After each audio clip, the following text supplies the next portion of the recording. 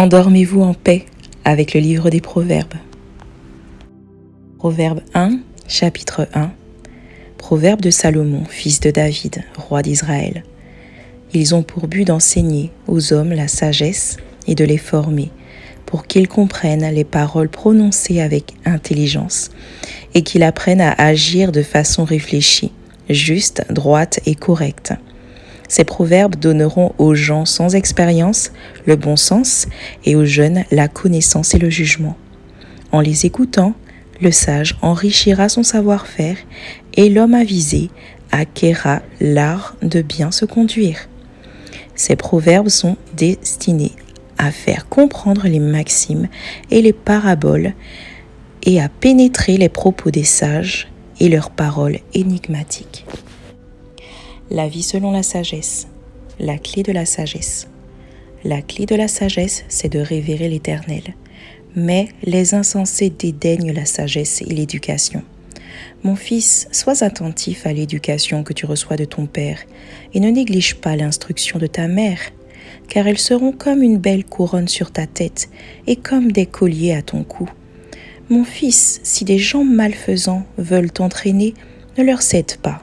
S'ils te disent « Viens avec nous, dressons une embuscade pour tuer quelqu'un. Tendons pour le plaisir un piège à l'innocent. Nous l'engloutirons tout vif, comme le séjour des morts. Il disparaîtra tout entier, comme ceux qui descendent dans la tombe. Nous ferons main basse sur un tas d'objets précieux. Nous remplirons nos maisons de butin. Tu en auras ta part avec nous. Nous ferons tous bourse commune. Mon fils, ne te mets pas en route avec ces gens-là. Évite d'emprunter les mêmes chemins qu'eux, car leurs pieds se précipitent vers le mal. Ils ont hâte de répandre le sang. Mais il est vain de vouloir tendre un filet pendant que tous les oiseaux t'observent. En vérité, c'est pour répandre leur propre sang que ces gens-là dressent des embûches. C'est à eux-mêmes qu'ils tendent des pièges.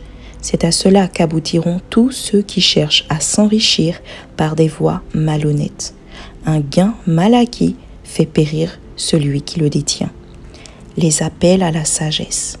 La sagesse crie bien haut dans les rues. Sa voix résonne sur les places publiques, dominant le tumulte. Elle appelle. Près des portes de la ville, elle fait entendre ses paroles, disant « Jusque à quand, stupides, vous complairez-vous à des sottises ? Et vous, moqueurs, jusqu'à quand prendrez-vous plaisir à vous moquer ? Et vous, insensés, jusqu'à quand détesterez-vous la connaissance ?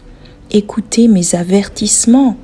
Voici, je répandrai sur vous mon esprit, et je vous ferai connaître mes paroles. Et j'ai appelé, et vous m'avez résisté. J'ai tendu la main, et personne n'y a prêté attention. Vous avez rejeté tous mes conseils et vous n'avez pas voulu de mes avertissements. C'est pourquoi, lorsque le malheur fondra sur vous, je rirai. Quand la terreur vous saisira, je me moquerai. Quand l'épouvante, comme une tempête, viendra sur vous, que le malheur fondra sur vous comme un ouragan et que la détresse et l'angoisse vous assailleront, alors ils m'appelleront, mais je ne répondrai pas. Ils me chercheront, mais ne me trouveront pas. Puisqu'ils ont détesté mon enseignement et qu'ils n'ont pas choisi de révérer l'Éternel, qu'ils n'ont pas voulu de mes conseils et qu'ils ont dédaigné tous mes avertissements, eh bien, ils récolteront les fruits de leur conduite et ils se répéteront jusqu'à ce qu'ils en aient plus qu'assez de leurs propres projets.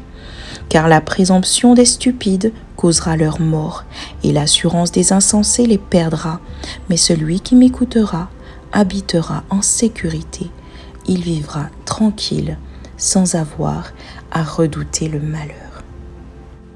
Pourquoi rechercher la sagesse ?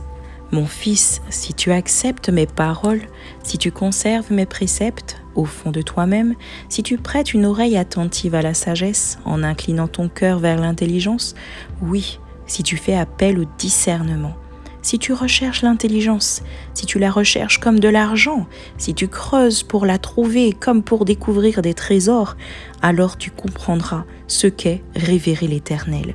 Et tu apprendras à connaître Dieu, car l'Éternel donne la sagesse. et ce sont ses paroles qui procurent la connaissance et l'intelligence. Il réserve le salut aux hommes droits. Comme un bouclier, il protège ceux qui mènent une vie irréprochable. Il préserve ceux qui vivent selon la droiture et font ce qui est juste. Il veille sur le cheminement de ceux qui lui sont fidèles. Alors tu apprendras à discerner ce qui est juste, droit et équitable, et à reconnaître tous les sentiers du bien. Alors la sagesse pénétrera dans ton cœur, et la connaissance fera tes délices. La réflexion sera ta sauvegarde, et l'intelligence veillera sur toi. Pour te préserver de la mauvaise voie et des hommes qui tiennent des propos fourbes, de ceux qui abandonnent le droit chemin, pour s'engager dans des sentiers obscurs qui prennent plaisir à faire le mal, qui sont tout contents de s'enfoncer dans la perversité, dont le comportement est dépravé et les chemins tortueux. Alors tu seras aussi préservé de la femme d'autrui, de l'inconnu aux paroles enjôleuses, qui a quitté l'époux de sa jeunesse et qui a oublié l'alliance conclue au nom de son Dieu. Elle sombre vers la mort qui est sa demeure, et sa conduite mène au séjour des trépassés. Aucun de ceux qui vont chez elle n'en revient, aucun ne retrouve les chemins de la vie. Si tu écoutes mes conseils, tu marcheras dans la voie des hommes de bien, et tu suivras les sentiers des justes, car les hommes droits habiteront le pays, et ceux qui sont intègres s'y maintiendront, mais les méchants en seront extirpés, et les traîtres en seront arrachés. Chapitre 3. La confiance en l'Éternel. Mon fils, n'oublie pas mes instructions et que ton cœur retienne mes commandements, car ils rallongeront tes jours et ajouteront des années à la durée de ta vie et t'assureront le bonheur. Que l'amour et la fidélité ne te fassent jamais défaut. Attache-les autour de ton cou, grave-les sur les tablettes de ton cœur, et tu obtiendras la faveur de Dieu et des hommes. Tu auras la réputation d'être un homme de bon sens. Mets ta confiance en l'Éternel de tout ton cœur, et ne te repose pas sur ta propre intelligence. Cherche à connaître sa volonté pour tout ce que tu entreprends, et il te conduira sur le droit chemin. Ne te prends pas pour un sage, révère l'Éternel et détourne-toi du mal. Ce sera une bonne médecine qui t'assurera la santé du corps et la vitalité de tout ton être. Honore l'Éternel en lui donnant une part de tes biens et en lui offrant les prémices de tous tes revenus. Alors tes greniers regorgeront de nourriture et tes cuves déborderont de vin. Mon fils, si l'Éternel te corrige, n'en fais pas fi. S'il te reprend, ne t'impatiente pas, car c'est celui qu'il aime que l'Éternel reprend, en agissant avec lui comme un père avec l'enfant qu'il chérit. Un trésor sans prix. Heureux l'homme qui a trouvé la sagesse, heureux celui qui est devenu raisonnable. Acquérir la sagesse vaut mieux que gagner beaucoup d'argent. Les avantages qu'elle donne sont plus précieux que l'or le plus fin. Elle en a plus de prix que les perles, et aucun trésor que tu pourrais désirer n'égale sa valeur. La sagesse t'offre dans sa main droite une longue vie, et dans sa main gauche la richesse et la considération. Les voies dans lesquelles elle conduit sont agréables, tous ses chemins convergent vers le bonheur. La sagesse est un arbre de vie pour ceux qui s'attachent à elle, et ceux qui savent la garder sont heureux. C'est avec la sagesse que l'Éternel a fondé la terre, et avec l'intelligence qu'il a disposé le ciel. Par sa science, il a fait jaillir l'eau des sources, et ordonné aux nuages de répandre la rosée. Mon fils, garde les yeux fixés sur la sagesse et la réflexion. Retiens-les, car elles t'apporteront la vie. Elles seront une parure pour ton cou. Alors, tu iras ton chemin en toute sécurité, sans trébucher. Quand tu te coucheras, tu n'éprouveras aucune crainte, et ton sommeil sera paisible. Tu n'auras pas à redouter un désastre imprévu, ni la ruine, qui ne manquera pas de fondre sur les méchants. Car l'Éternel sera ton assurance, il gardera ton pied de tout piège. L'amour du prochain. Si tu en as le moyen, Ne refuse pas de faire du bien à celui qui est dans le besoin. Ne dis pas à ton prochain « Va-t'en et reviens plus tard, demain je te donnerai », alors que tu peux le faire tout de suite. Ne manigance rien de mal contre ton prochain, alors qu'il vit sans défiance près de toi. Ne cherche pas querelle à quelqu'un sans raison, alors qu'il ne te fait aucun mal.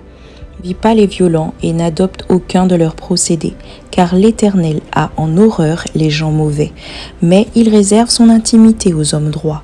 La malédiction de l'Éternel pose sur la maison du méchant, mais il bénit la demeure des justes. Il se moque des moqueurs, mais il accorde sa faveur aux humbles. L'honneur sera la part des sages, mais les insensés porteront la honte. Soyez bénis et rendez-vous pour les chapitres 4, 5 et 6. À la prochaine vidéo. À bientôt.